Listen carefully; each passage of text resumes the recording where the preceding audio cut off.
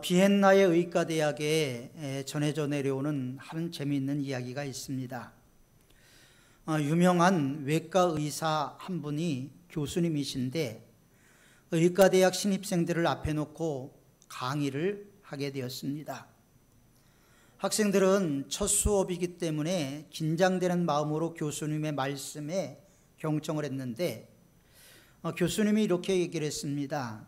여러분들이 이제부터 책임 있는 훌륭한 외과 의사가 되기 위해서는 특별히 2가지 자질이 있어야 됩니다 라고 이야기를 했습니다. 교수님의 이야기를 듣고 모두가 심각한 얼굴로 교수님을 쳐다보며 경청을 했습니다. 첫 번째, 역겨운 냄새와 더러운 분비물과 고름에 익숙해져야 됩니다. 참 지저분하지만 외과 의사가 되기 위해서는 당연히 그래야 되겠지요.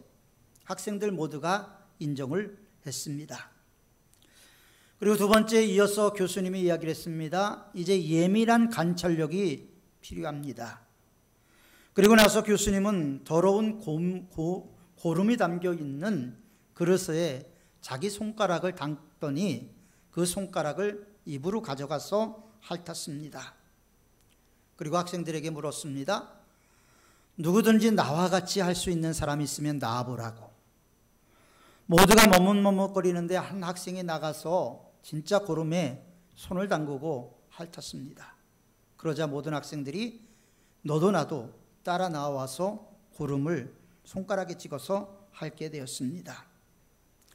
모두가 그런 일을 마친 뒤에 이 교수님이 학생들의 자질을 평가했는데 교수님의 평가를 듣고 학생들은 깜짝 놀랐습니다. 교수님이 이야기하기를 내가 입술에 가져간 손가락은 고름에 적신 손가락이 아니고 다른 손가락이었다라고 이야기를 했습니다. 그러니까 제자라는 것은 스승을 잘 관찰하고 스승의 모습을 보고 배우는 것인데 제자라고 이야기를 하면서도 그 스승을 잘 관찰하지 못한 이 제자들의 모습을 보면서 이 교수님은 학생들을 책망했다고 합니다. 제자라는 것은 선생님에 대해서 잘 보고 관찰하고 따라가는 것이죠. 제자는 스승과 함께 평생을 다닐 수 있습니다. 스승 때문에 죽을 수도 있습니다.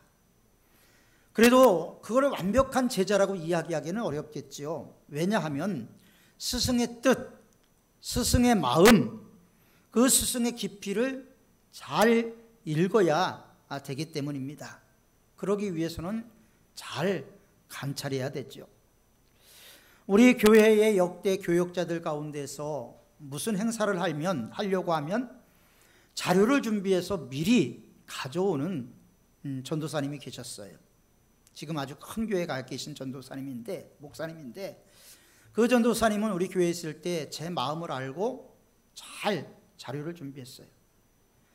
그런데 어느 전도사님은 교회가 무슨 행사를 하면서 뭘 준비를 시키면 그냥 대충 하는 분도 있었습니다. 우리가 진정한 제자라는 것은 예수님을 따라다닌다고 진정한 제자라고 이야기할 수가 없겠지요. 왜 저분이 그런 말을 하셨을까? 왜 그런 행동을 하셨을까? 이것을 유심히 관찰하고 거기에서 무언가를 배워내는 것이 상당히 중요하다는 겁니다. 무조건 스승을 따라다닌다고 제자가 되는 것 아닙니다. 그 뜻을 알아야 되겠죠. 예수를 믿는 우리에게는 3가지 별명이 있습니다. 여러분들이 잘 알고 있지만 3가지 별명이 있습니다라고 얘기를 하면 무엇일까 생각을 하겠죠. 첫 번째가 제자죠. 2번째가 성도라는 별명이 있습니다.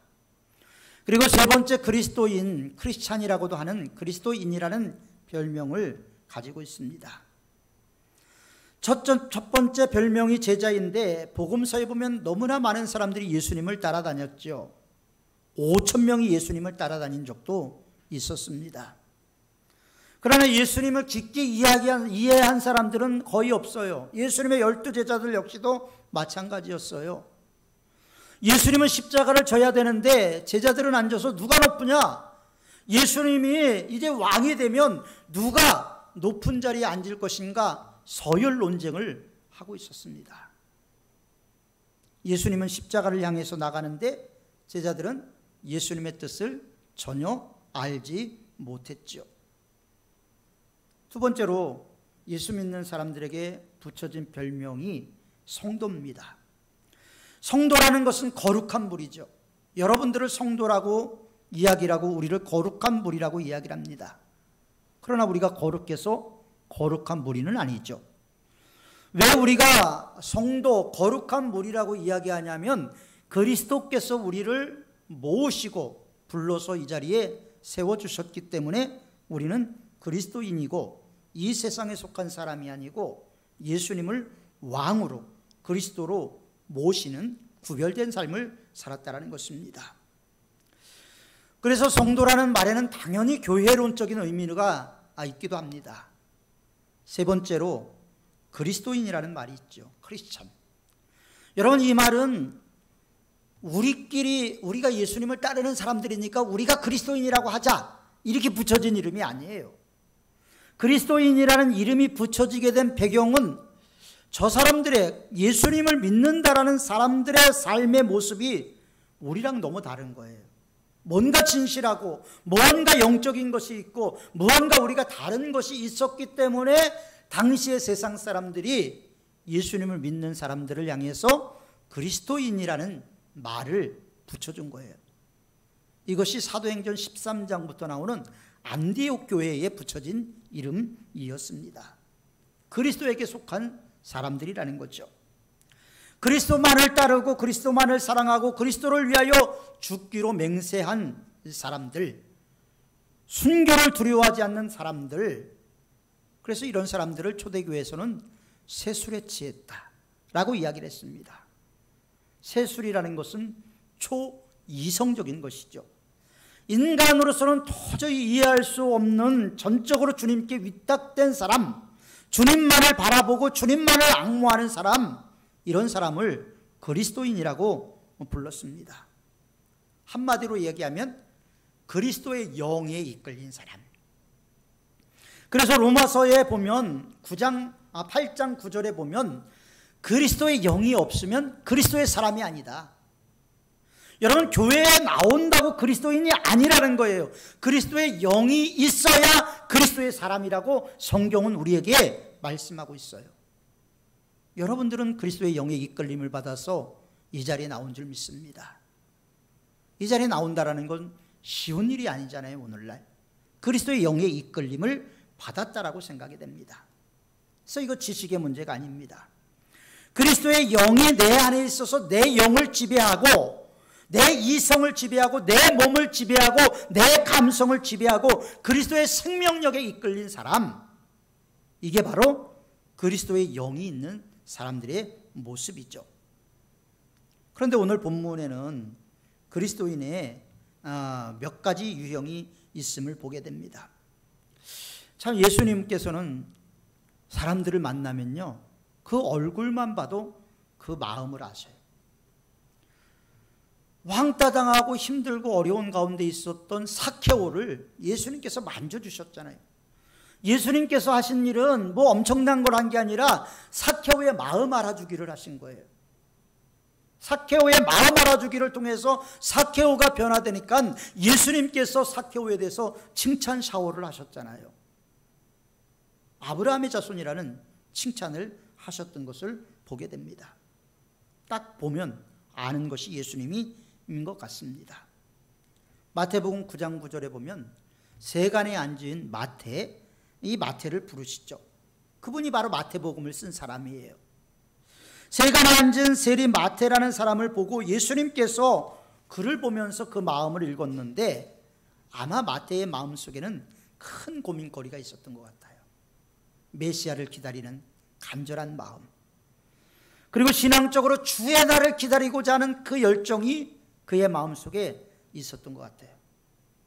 그래서 예수님께서 마태를 보면서 딱 한마디 하십니다. 나를 따르라. 여러 말 하지 않았어요. 나를 따라야 된 이유에 대해서 설명하지 않았습니다. 나를 따르라. 그런데 그 말 한마디에 마태가 어떻게 했습니까? 네. 그리고 오늘 일을 마치고 따를게요가 아니라 네. 그 자리에서 바로 예수님을 따라가기 시작을 했다라는 것입니다. 그날 당장 자기 집을 열어서 세리들을 모셔다 놓고 예수님을 초대해서 평생 예수님의 제자가 되고 마지막 생명까지 예수님께 바치는 사람, 그 사람이 바로 마태 아닙니까? 그런데 오늘 우리가 읽은 본문에 보면 좀 다른 이야기가 나와요. 서기관이 나오는데 서기관은 뭘 하는 사람이냐면요, 성경을 옮겨 적는 사람이에요. 필사하는 사람이에요. 그러니까 성경에 대해서 많이 아는 사람이 서기관이죠. 한 서기관이 예수님 앞에 나왔습니다. 그리고 뭐라고 얘기를 합니까? 예수님은 마태를 불렀는데 자기 스스로 얘기를 했어요. 주여, 어디로 가든지 나는 주를 따르겠습니다. 자기 스스로 자원하고 자청했어요. 그런데 예수님의 대답을 보면요, 그래, 그게 아니고요,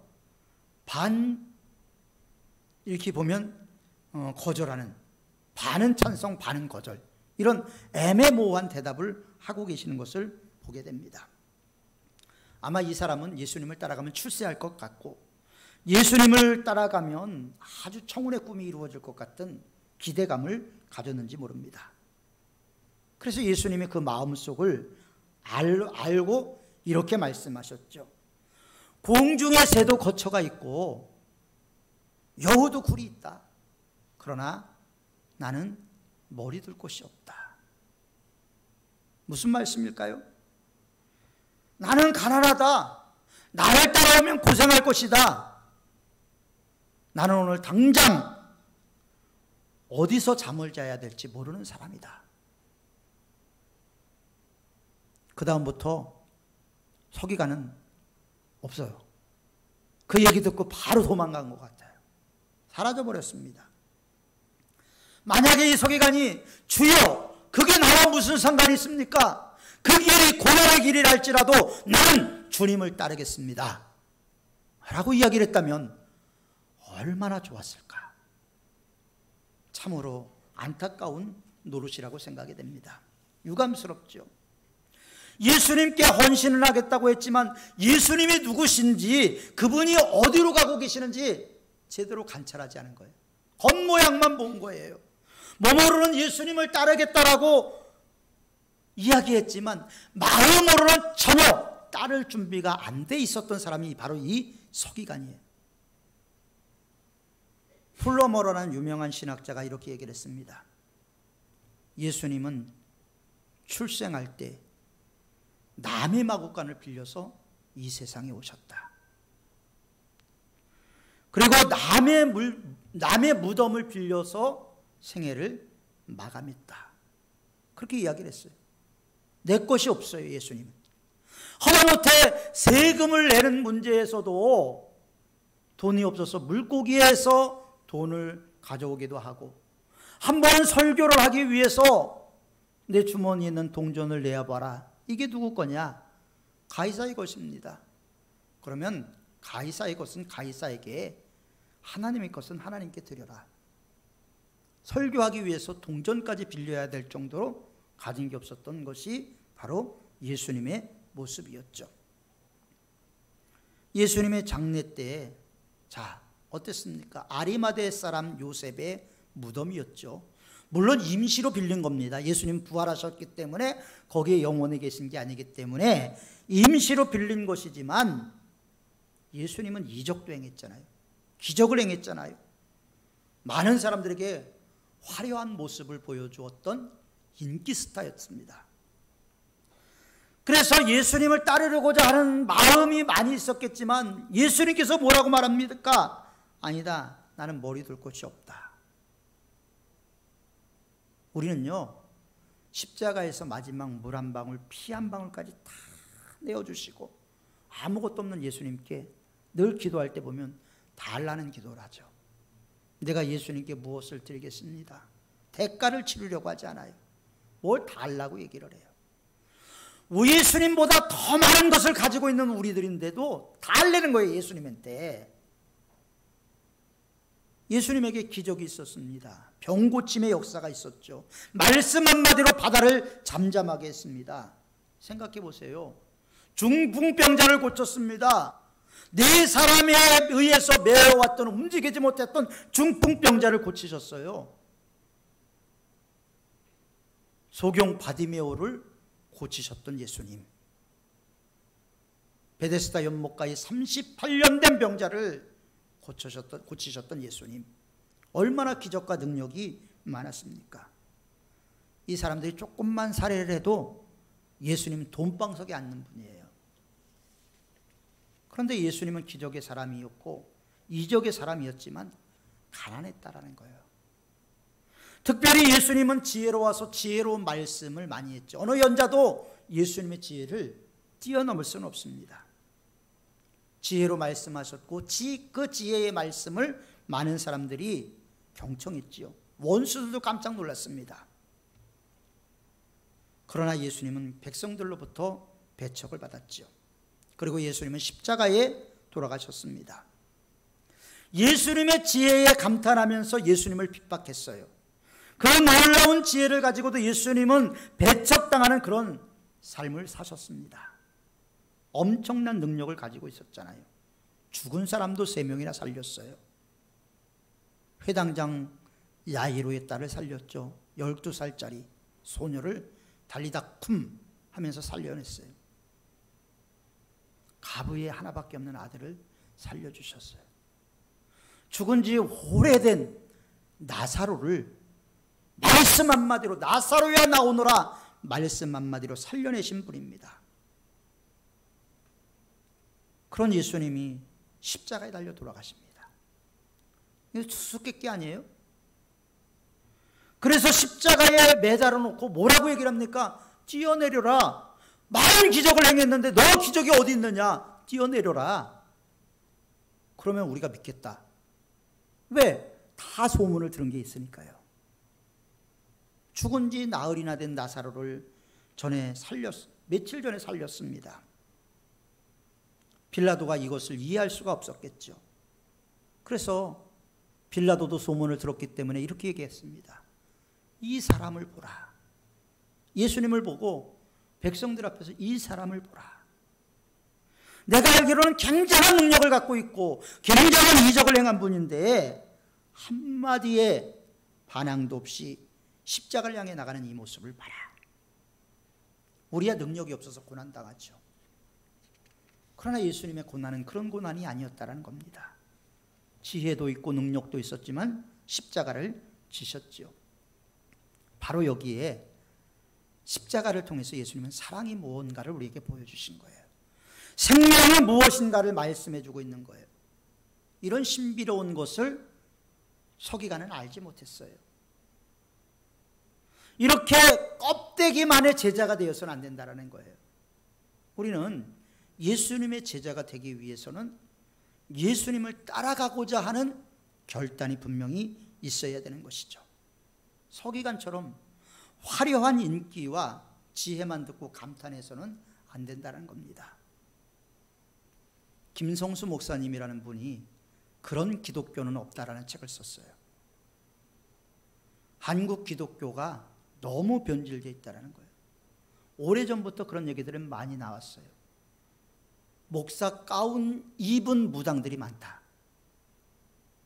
예수님의 제자의 삶을 강조하기보다는 복받아라 복받아라만 이야기하는 목사들이 너무 많아졌다는 겁니다. 그런데 예수님을 따르려면 대가를 치러야 돼요. 대가 없이 예수님 따를 수가 없어요. 우리는 너무나 쉽게 예수님을 따르려고 하지만 예수님을 따르는 데는 엄청난 대가가 필요했어요. 초대교회 그리스도인들은 마지막에는 목숨까지도 내어놓아야만 했습니다. 끔찍한 고난과 형벌이 기다리고 있었죠. 많은 사람들이 성경에 이름이 기록되어 있지만 안 된 사람들이 더 많습니다. 안디바가 순교당한 내용 나오죠. 스가랴가 순교당한 내용 나오죠. 스데반이 순교당한 내용 나옵니다. 그런데 더 많은 사람들은 이름도 없이 빛도 없이 예수님을 따라가는 대가를 치른 삶을 살았다는 겁니다. 요즘도 예수님 믿으면 은혜 받는, 예수님 믿으면 복 받는다는 싸구려 복음들이 너무나 판을 치고 있어요. 이것을 디트리 보네퍼라는 신학자는 싸구려 복음이라 해서 값싼 은혜라고 얘기를 했어요. 하나님은 사랑하는 독생자를 내어 주었는데 예수 믿으면 복 받는다. 가짜 복음이라고 얘기를 했습니다. 그리스도인이 되기 위해서는 끊어야 될 걸 끊을 때가 있고요, 버려야 될 걸 버릴 때가 있습니다. 십자가를 져야 될 때가 있어요. 예수님께서 남이 십자가 지라고 절대 얘기 안 했어요. 내 십자가를 지고 나를 따르라. 남의 십자가가 아니에요. 내 십자가를 지고 나를 따르라고 말씀하셨어요. 마땅히 지불할 대가를 지불하라는 겁니다. 이 값이 없이, 이 각오가 없이 예수 따름이가 될 수 없다라는 거죠. 예수님을 따라간다라는 것은 가시밭길을 걸어가는 길이라고 초대교회부터 가르쳐왔어요. 그 길은 넓은 길이 아니에요. 좁은 길이었어요. 넓은 문이 아니라 좁은 문이었어요. 예수님께서도 마태복음 16장 24절에서 나를 따라오려거든 자기 십자가를 지고 나를 따르라. 나를 따라오려거든. 이 얘기는 뭐예요? 오든지 말든지 니네들이 결정하지만 따라오려거든 십자가를 지고 와라. 예수님 말씀이에요. 그렇기 때문에 이 서기관은 너무나 쉽게 빨리 결정을 한 거예요. 예수님을 깊이 관찰하지 못하고 감정적인 대답을 한 거죠. 결단이 돌짝밭 같은 결단을 한 거예요. 씨가 뿌려지고 싹이 나왔지만 뿌리를 내릴 수가 없어서 그 결심이 곧 무너져 버리고 말았던 것이죠. 즉흥적이고 감정적이기 때문에 이런 신앙은 우리가 속된 표현으로 냄비 신앙이라고 얘기를 해요. 갑자기 뜨거워졌다 갑자기 식어집니다. 이건 아니죠. 또 한 사람이 이어서 예수님을 따라가겠다고 또 이야기를 하죠. 서기관이 먼저 얘기를 하고 서기관이 돌아가고 나서 또 한 사람이 예수님을 따라가겠답니다. 그런데 이 사람은 좀 조금 달라요. 서기관하고는 좀 달라요. 그는 이렇게 말합니다. 내가 예수님 따라가겠습니다. 그러나 조금만 연기해 주십시오. 예수님을 따라가는 것에 대해서 조금만 연기해 주십시오. 내 아버지를 장사하고 내가 예수님을 따라가겠습니다. 여러분, 효도라는 것은요, 땅에서 가장 잘 되고 복된 길이라고 성경은 얘기하고 있고요. 10계명에서 인간에 대한 계명 중에 가장 첫 번째 계명인 5계명이 바로 부모에게 효도하는 겁니다. 그리고 성경은 부모에게 효도를 강조하고 있죠. 그런데 죽은 자로 장사하게 하라. 부모를 장사하고 예수님을 따라가겠다라는 건데 안 따라가겠다도 아닌데 아주 예수님 박절하게 이야기를 하십니다. 그런데 여기에 예수님이 하고자 하는 의도가 있었다라는 거예요. 우선순위가 뭐냐? 우선순위가 무엇이 더 중요하냐? 이걸 잊어버렸다는 겁니다. 어차피 우리가 무엇을 선택할 때 악보다 선을 선택해야 되지만 선을 선택하는 가운데서도 우선적으로 해야 될 일이 있고 나중에 해야 될 일들이 있습니다. 근데 그게 문제죠. 우선적인 것, 우선적으로 행하는 것을 구분하지 못할 때가 많기 때문에 문제가 됩니다. 절대 우선이 뭐냐? 예수님께서는 예수님을 따라가는 것이 절대 우선이다라는 거예요. 그리고 나머지는 차선이라는 겁니다. 예수님의 제자가 되려면 예수님을 따라가는 것, 그것이 첫 번째라는 거예요. 그 첫 번째가 바뀌면 신앙 전체가 꼬여버리는 거예요. 껍데기 신앙이 되어버리고 마는 것이죠. 미루는 것, 그것이 바로 위험성이 거기에 있는 겁니다. 영국이 아프리카를 지배할 때 아프리카 청년 중에 하나 아주 똑똑한 청년이 있었어요. 앞으로 미래 아프리카를 위해서 이 청년을 공부를 시켜서 아프리카에 봉사하게 하면 되겠다.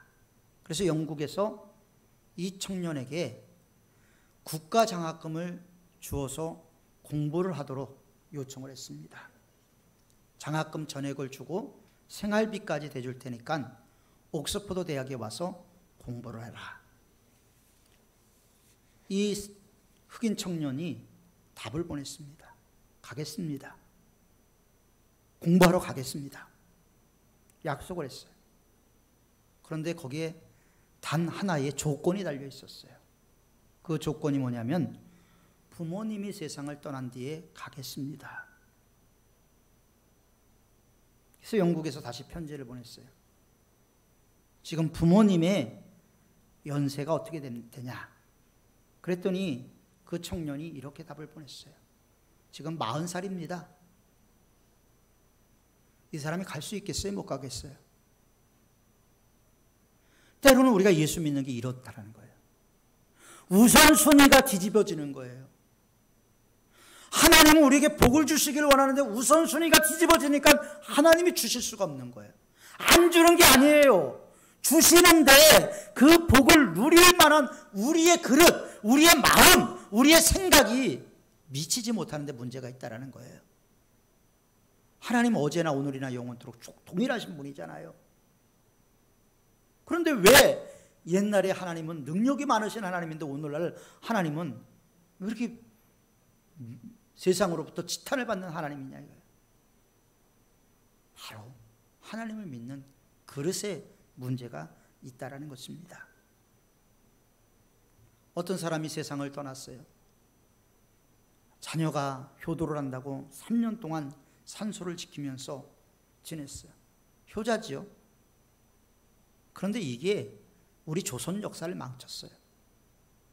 그래서 그런 책도 나왔어요. 공자가 죽어야 나라가 산다. 여러분 추사 김정희라는 분이 계십니다. 이분은 아주 금수저예요. 징조 할머니가 영조대왕이 가장 아꼈던 딸이었던 화순옹조였어요. 12촌 대고모가 왕후였어요. 금수저죠. 그런데 그는 제도 없이 모함을 받아서 제주도에 8년 3개월을 위리안치를 당합니다. 위리안치라는 것은 생자나무 울타리를 쳐서 울타리 안에서 밖이 안 보이고 울타리 밖에서도 안이 안 보이는 가택연금인 거예요. 8년 3개월을 집에 갇혀 살아야 되는 사람이었어요. 마당 이상을 나올 수가 없는 사람이었죠. 그런데 추사 김정희가 그렇게 된 배경에는 조선의 유교가 잘못 들어왔다. 그러니까 유교의 원정신을 찾아서 다시 시작을 해야 된다. 그리고 이런 걸 고증학이라고 얘기하는데 추사는 고증학자였어요. 그러니까 원류를 찾아서 잘못된 부분을 고쳐서 백성들에게 진짜 필요한 이런 게 돼야 된다라고 생각을 했던 것이죠. 그래서 실학자라고도 얘기를 하죠. 추사를 실학자라고 얘기해요. 실사구시, 실제로 우리 삶에 적용이 돼야 된다. 그는 깊이 연구했기 때문에 결과를 아는 거죠. 우리도 예수님을 깊이 연구를 해야지 우리 믿음이 뭐가 잘못됐는가, 예수님이 원하는 것이 무엇인가 원료를 찾을 수가 있게 되는 것입니다. 사랑하는 성도 여러분, 우리는 예수님과 함께 영광을 받기 위해서는 고난도 받아야 됩니다. 고난 없는 그리스도는 교회는 존재하지 않아요. 초대교회에서부터 지금까지 기독교는 고난을 당하였고 박해를 받아왔습니다. 때로는 많은 사람들이 순교를 당했죠. 우리는 예수님과 함께 죽으면 예수님과 함께 부활한다라고 이야기는 합니다. 그러나 이걸 믿고 행하는 단계까지 나아갈 때 우리가 제자가 되는 것이겠죠. 우리가 알아야 될 것은 예수님과 함께 고난받는 거 내가 할 일입니다.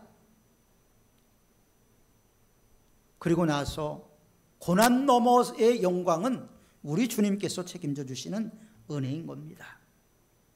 예수님과 함께 고난당하고 보다 많이 고난당할 때 주님께서 우리를 얼마나 귀하게 여기시겠습니까? 나를 위하여 핍박을 받는 자들은 복이 있다라고 말씀하신 주님의 말씀, 우리가 기억해둬야 하겠죠. 우리는 지금 힘들고 어려운 상황 속에 살아가고 있습니다. 언제 끝날지 모르는 코로나 바이러스와 전쟁을 하죠. 이미 많은 분들의 믿음이 파손되어 버리고 말았습니다. 말세에 믿는 자를 보겠느냐는 주님의 말씀이 점점 우리의 삶 가운데 이루어지는 것을 느끼게 됩니다. 이런 시대에 오늘 저와 여러분들을 향해서 예수님은 이렇게 말씀하십니다. 너는 나를 쫓으라. 너는 나를 따르라. 이 말씀이 여러분들의 심령의 깊숙한 곳에 메아리가 되어서 진정으로 주님을 따라가는 예수 따르미의 삶을 살아가는 은혜가 있기를 바랍니다.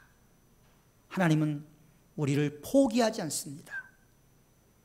그러나 우리는 하나님을 포기할 수 있습니다. 하나님께 매여 있을 때 안전하다는 것을 기억하면서 믿음으로 승리하는 저와 여러분들이 되시기를 축원합니다. 기도하겠습니다.